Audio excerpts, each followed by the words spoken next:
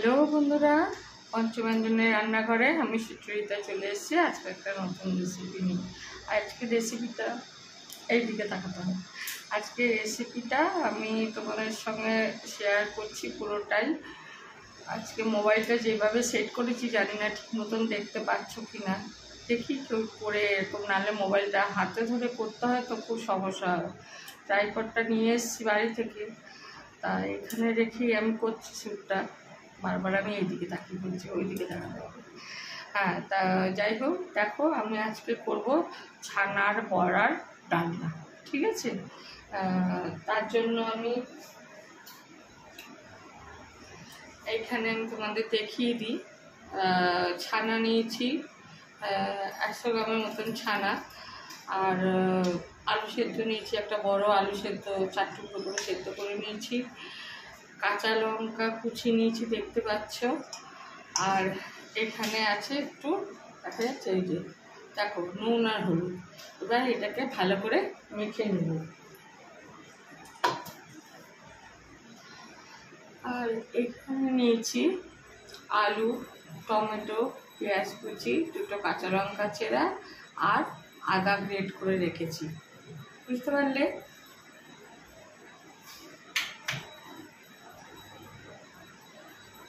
এখানে ফোড়নের জন্য রেখেছি তেজপাতা, 2টো ছোটো এলাচ ফাটিয়ে রেখেছি, আর দারচিনি রেখেছি, গোটা জিরে রেখেছি, আর শুকনো লঙ্কা ফোড়নের জন্য।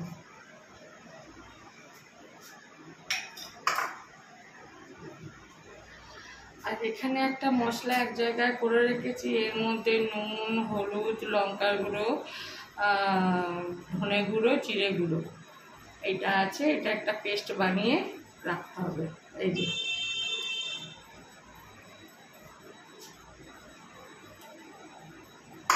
আমি মোবাইলটা বেশি উপরে উঁচু করছি না, তাহলে কড়াইতে যখন করব তখন তোমরা তাহলে দেখতে পাবে না।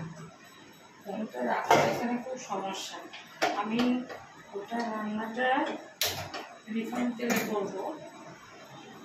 তেলটা একটু গরম হোক, তেল হয়েছে, আর একটু দিয়ে দিলাম।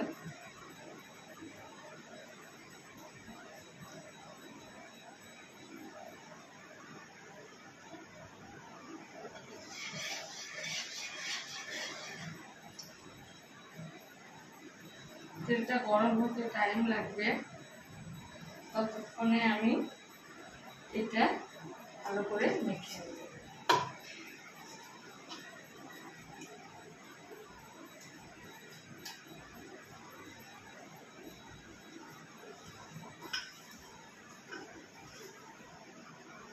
ছানার কোপ্তাকারিও বলা যেতে পারে, কিন্তু ছানার কোপ্তাকারিতে একটু ক্রিম লাগে, আমার কাছে এখন ক্রিম নেই। আলুগুলো যে কিরকম আলু,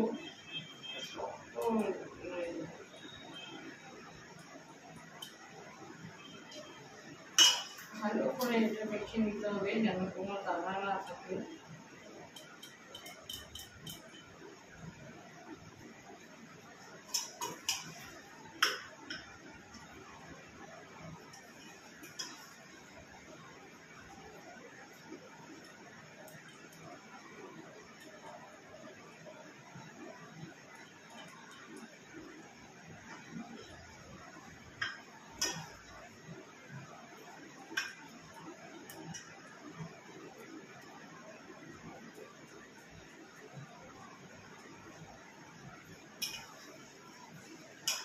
ভালো করে দেখো আমি মেখে নিচ্ছি, তবে একটু মনে হচ্ছে ময়দার প্রয়োজন পড়বে।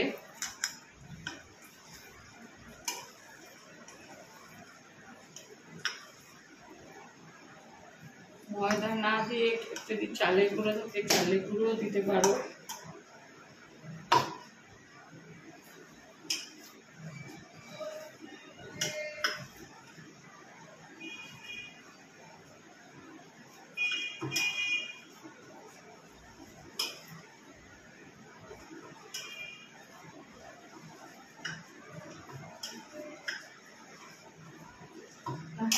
মনে হচ্ছে না, আর কিছু দিতে হবে, তবে একটু চালের গুঁড়ো দিই, তাহলে মচমচে হবে।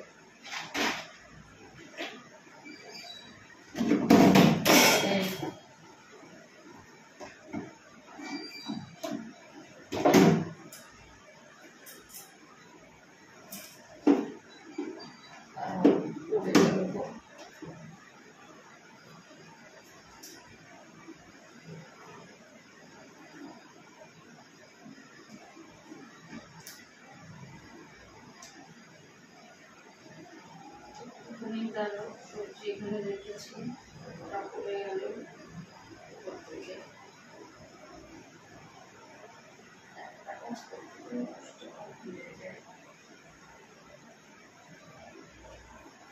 আবার দিতে হবে।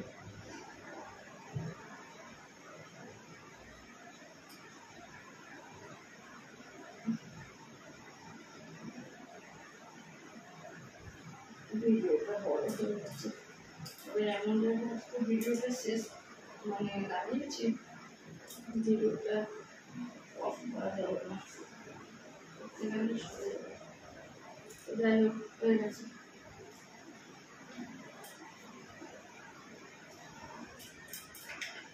ছোট জায়গার মধ্যে তো নানা ছাড়া করা যায় না, এটা টানতে গেলে ওটা পড়ে, টানতে গেলে ওটা পড়ে। তেল গরম হয়ে গেছে, একটুখানি চালের গুঁড়ো দিই, একটু মচমচে হয়।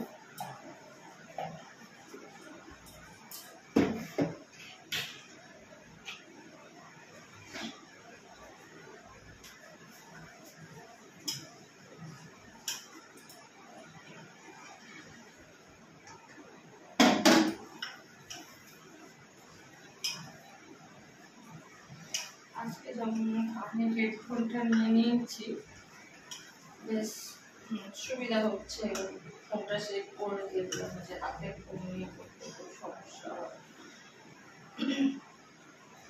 তুমি এরকম করে বলের মতন করতে পারো,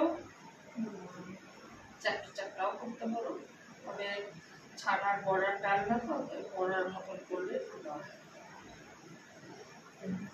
এরকম বড়ার মতন করলে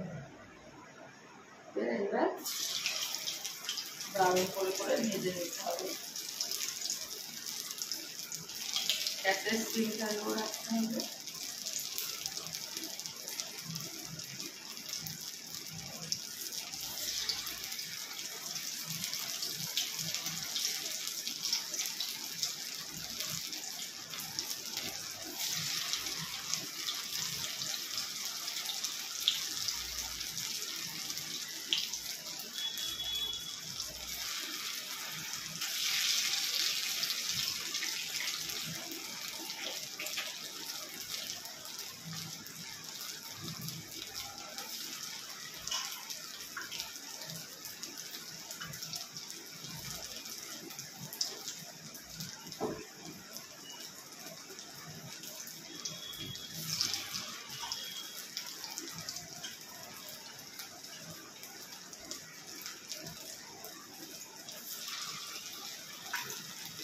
অনেকে এটা আলু ছাড়াও করতে পারো, আমি আলু দিয়ে করছি যাতে দুপুরেও খাওয়া যায়, আবার রাতে রুটির সাথেও খাওয়া যায়। ওইটুকুনি আলু দিচ্ছি, যাতে সুগার রয়েছে, সুগার থাকলে যদি আলু খাওয়া দরকার হয় আলুটা সেদ্ধ করে ফেলে দিলেই হয়।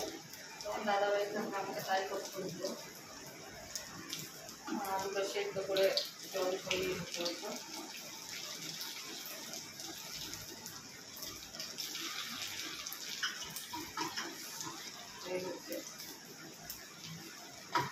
কটা হলো 3 6 6 9 10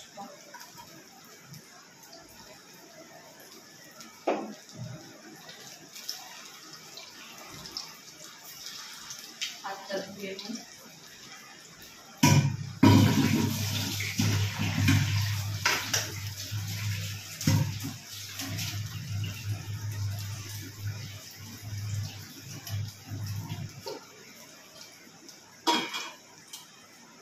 এবার আস্তে আস্তে নেড়ে নেড়ে ভাজতে হবে, উল্টে পাল্টে।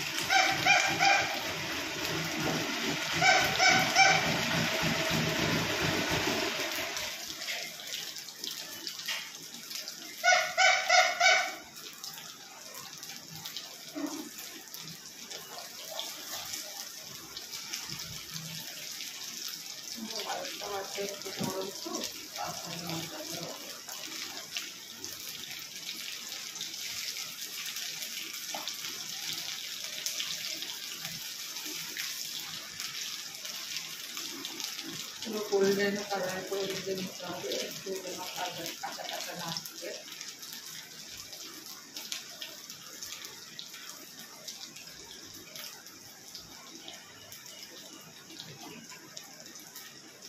তোমরা একটু ধৈর্য ধরে দেখো বন্ধুরা, ভিডিওটা স্কিপ করো না।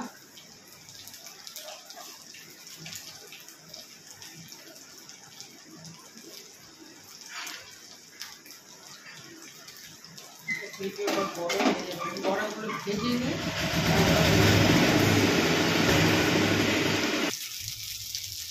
দেখো ছানার বলগুলো উল্টে দিয়েছি, আর এক পিস করে ভাজা হচ্ছে, একটু এখনো কাঁচা রয়েছে, খুব সাবধানে ভাজতে হবে।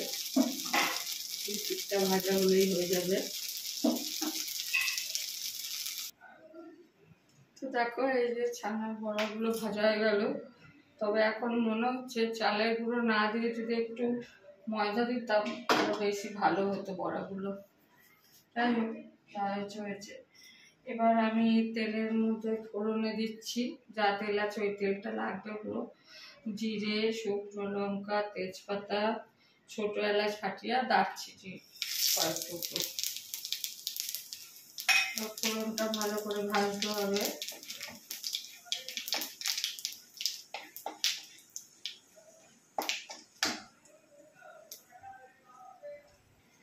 এবার আমি আলুগুলো দিয়ে দেবো।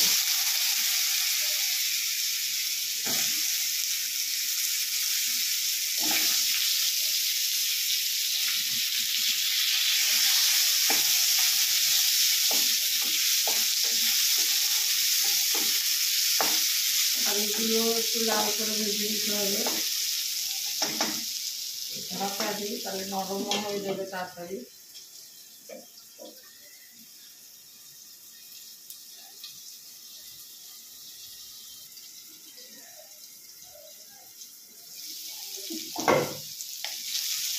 আলুগুলো মোটামুটি একটু ভাজা হয়ে গেছে।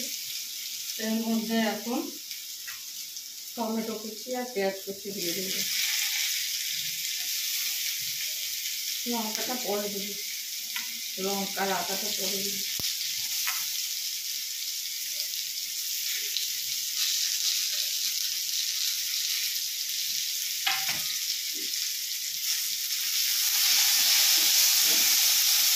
এটা ভাজা ভাজা একটু গ্যাসটা কমিয়ে দেবো।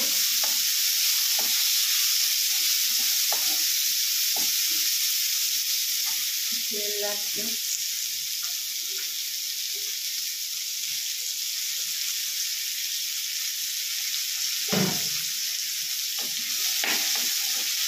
আমি রান্নাটা পুরো ঠান্ডা করে উঠছি।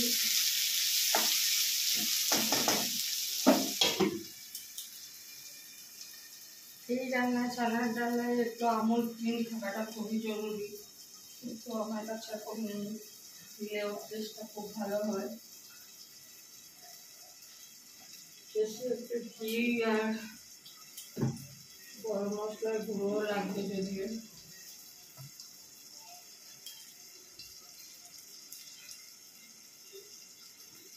ততক্ষণে মশলাটা পেস্টটা করি, তোমাদেরকে আগেই দেখিয়েছি।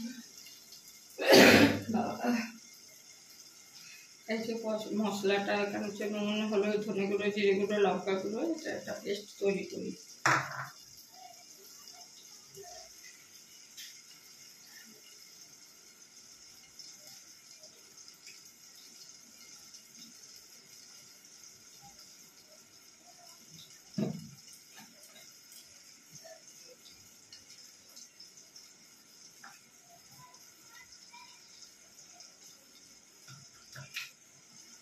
মেঝে দিই, আবার ধরে যাবে।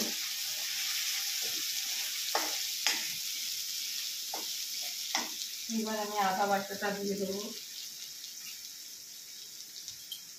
কাঁচা লঙ্কাটা দিয়ে দেবো।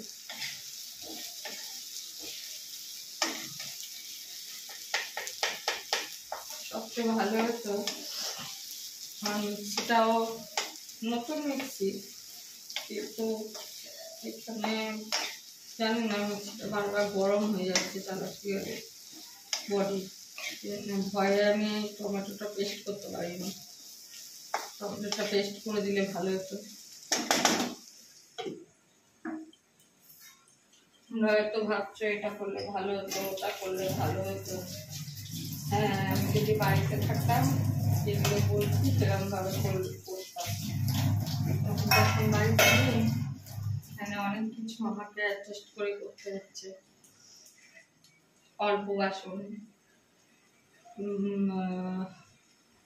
যে ফুলে আছে, আমার যে ফেসবুক গ্রুপ আছে, আমি বাসন প্রেজেন্টেশনের জন্য যে বাসন দরকার সেই বাসন আমার বাড়িতে আছে। এখানে আজ কিনেছি, একটা দুটো শক্ত আনা সম্ভব না, তো এই জন্য আমি রান্নাও সেরকম পোস্ট করতে পারছি না এখন। মাঝে সাঝে তোমাদের সঙ্গে একটু রান্না শেয়ার করছি। এই যে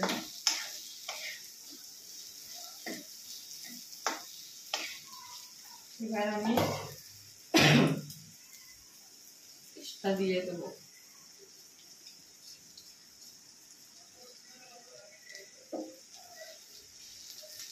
ফ্যান না চালিয়ে রান্না করতে হচ্ছে, কারণ এখানে ফ্যানটা চালালে একটা হাওয়াতে গ্যাসের ওভেনটা বড্ড ডিস্টার্ব করে। আমি একটা ওই নেক ফ্যান হয় না, ওই যে সরি গো, খুব কাশি হয়েছে, অনেকদিন ধরেই কাশি।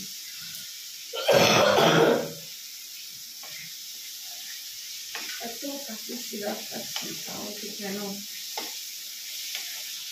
যেটা বলছিলাম, ওই যে নেটের ছবি মনে করি না, ওই ফ্যান থাকে অক্সিজেনটা চিপকাতে দিয়েছিলাম, তো ফ্যান চালিয়ে তো রান্না করতে পারি না, এটা তো দরদর করে ঘেমে যাচ্ছি। তার মধ্যে আমার আবার থাইরয়েড আছে, তো খুব কষ্ট হয় গরমের মধ্যে করতে। আর হচ্ছে একদম হাওয়া বাতাস চলে না, চারিদিকে তো বড় বড় বাড়ি, হাওয়া বাতাস খেলবে করে খেতে। সেই সময় মশলার বাচ্চাটা একটু জল তুলে নিয়ে মশলাটার মধ্যে দিয়ে দেবো। সারা তরকারি যখন একটু মিষ্টি মিষ্টি হবে, মিষ্টি হবে। নিরামিষভাবেও করা যায়, নিরামিষভাবে করতে গেলে পেঁয়াজটা অ্যাডজাস্ট করে দেবে।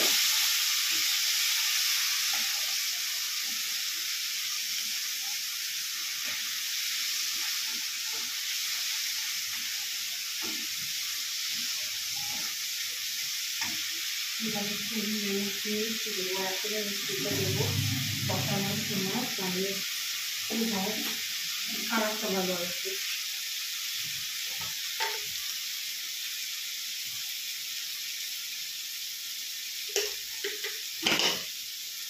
হাফ চামচের মতো দিয়ে দিলাম।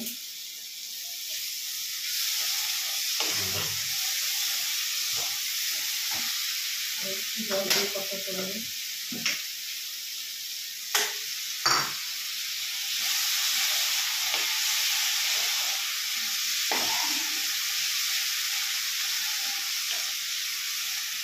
টমেটোগুলো গলেই গেছে, আমি তো একটু ছোটো ছোটো করে কেটেছি।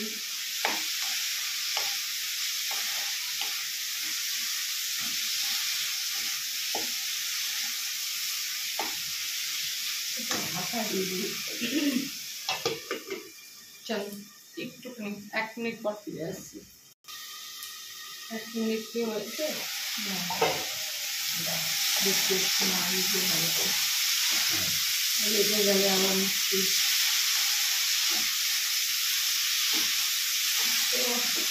তেল ছেড়েই এসছে।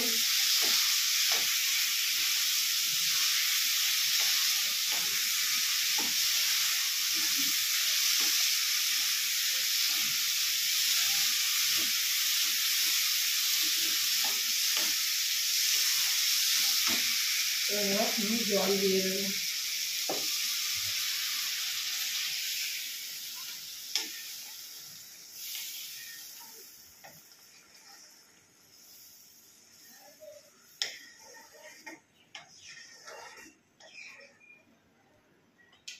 আর জল লাগবে না আশা করি। একটু এবার গ্যাসটা পুরো সিমে করে দেবো, ফুটে উঠুক, তারপরে তোমাদের কাছে আসছি। এবার ঢাকাটা একটু খুলে দেখি।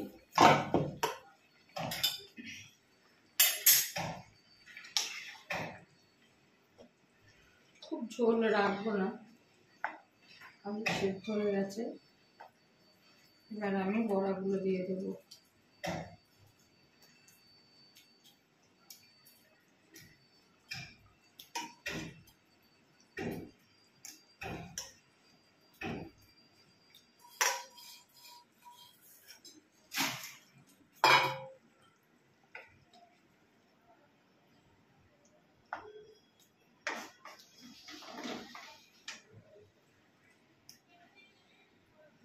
ঝোলগুলো টেনে নেবে, খুব যে ঝোল রাখতে হবে তা না, একটু মাখা মাখাই হবে। আলু সেদ্ধ হয়েছে। এবার গ্যাসের স্টিমটা একটু বাড়িয়ে দেবো, একটু টকবক করে ফুটুক। এবার এখানে আমি দিয়ে দেবো 1 চামচের মতো, বেশি দেবো।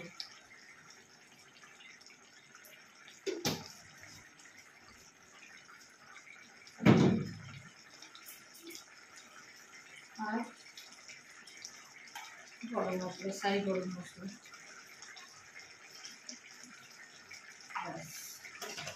এবার গ্যাসটা আমি দিয়ে দেবো।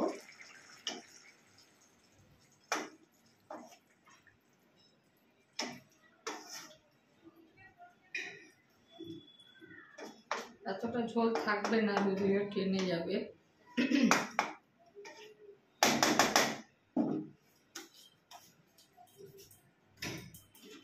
একটু ঢাকা দিয়ে রাখি,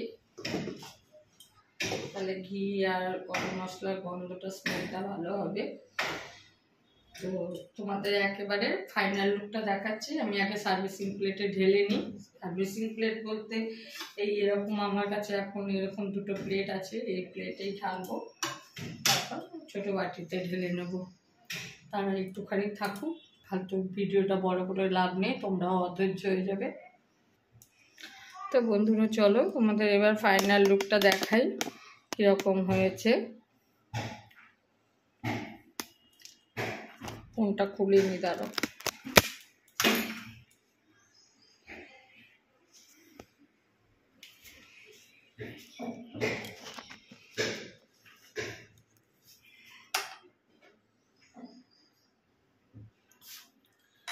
তো এই যে দেখো, ছানার বড়ার ডালনা।